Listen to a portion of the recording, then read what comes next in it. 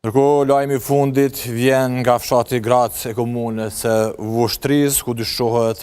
se si pasojë e zjarrit që ka rënë në shtëpi, një person dyshohet se ka humbur jetën.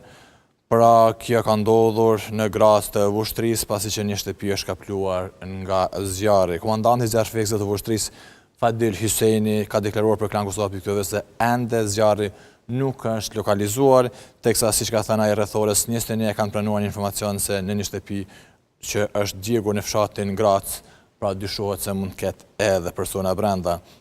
Pra, dyshimet janë se një grua e moshuar ka qenë brenda kur ka rënë zjarri dhe se njëjta nuk ka arritur që të dalë e gjallë nga aty, derisa zjarri pra ende nuk është lokalizuar dhe se njësitë e zjarrfeksëve nga komuna e Vushtrisë, por mbase edhe e komunave fqinje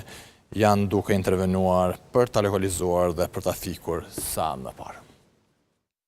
Do të flasim tani për ish kryeshefin ekzekutiv të Kekut, Nagip Krasniqi, i cili